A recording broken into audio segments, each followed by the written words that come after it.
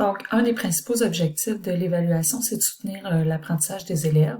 On peut se demander quelles pratiques on devrait mettre en œuvre et puis dans quelles conditions on devrait le faire pour favoriser la réussite des élèves, puis aussi pour favoriser leur persévérance scolaire. Donc, on a ici un texte qu'on va regarder rapidement ensemble. C'est suite à une recherche à l'Université de Sherbrooke, un groupe de chercheurs qui a travaillé justement sur la réussite éducative et sur la persévérance scolaire. Et ce qui en est ressorti, c'est que, en fait, une des méthodes efficaces d'enseignement serait d'évaluer en soutenant l'apprentissage, donc en cours d'apprentissage, en accompagnant l'évaluation par une multitude de rétroactions sous différentes formes, sous différentes modalités. Donc, on est vraiment dans le développement du processus d'apprentissage.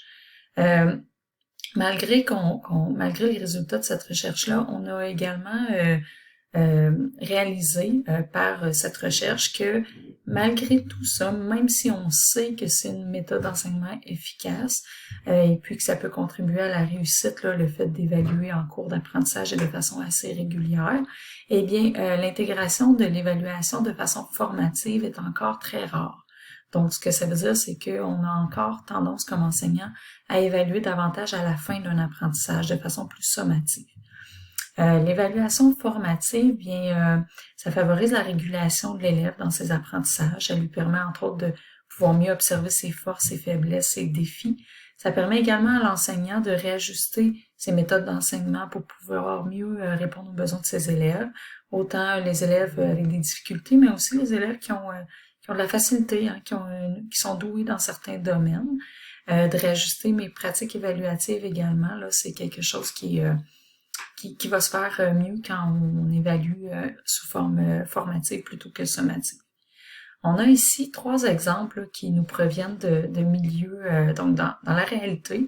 On va les regarder ensemble parce que ça va nous permettre de regarder le processus d'évaluation en cours d'apprentissage de façon plus concrète. Donc, on a Réjeanne ici qui veut développer les processus formels d'évaluation. Réjeanne est une enseignante en 2e année et puis ce qu'elle veut, elle, c'est évaluer la lecture d'un texte à voix haute. Donc, elle va suggérer à ses élèves de, premièrement, faire une lecture à voix haute qu'elle va enregistrer. Et par la suite, de façon individuelle, sous forme d'entrevue, elle va rencontrer l'élève qui va écouter l'enregistrement avec elle et qui va compléter une fiche d'auto-évaluation par rapport à sa lecture. Comme deuxième exemple, on a Gabrielle qui veut vérifier un petit peu la part du matériel d'apprentissage et de la rétroaction. Donc, Gabrielle va demander à ses élèves de 6e année d'effectuer des opérations avec la super planche qu'elle utilisait déjà au préalable avec ses élèves. Elle va leur demander d'effectuer les 4 opérations sur des nombres à 5 ou à 6 chiffres. Et puis, elle va observer et partager avec eux leur stratégie. Donc, elle va les placer en travail d'équipe pour qu'ils puissent échanger. Et puis, ça va lui permettre à elle de faire de la rétroaction et de réguler l'apprentissage des élèves pendant l'activité. Ensuite, on a Viviane. Viviane, elle, son objectif, c'est plus de développer les caractéristiques des activités qui soutiennent l'autorégulation. Donc, en début de journée, Viviane va inviter ses élèves de 2e année à choisir une photo parmi des photos qu'elle va avoir prises pendant une sortie éducative. Et elle va leur demander de raconter ce qu'ils observent sur la photo en écrivant une phrase.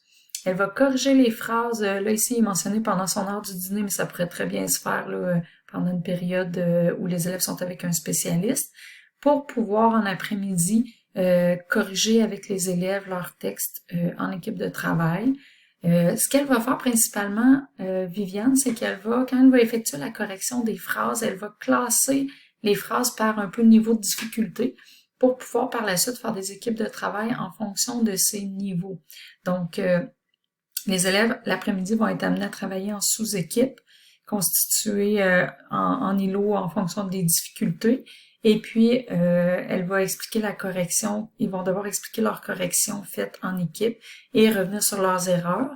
Viviane va ensuite faire une rétroaction avec tout le groupe pour les erreurs, relever les erreurs les plus fréquentes là, qui auront été corrigées par les élèves.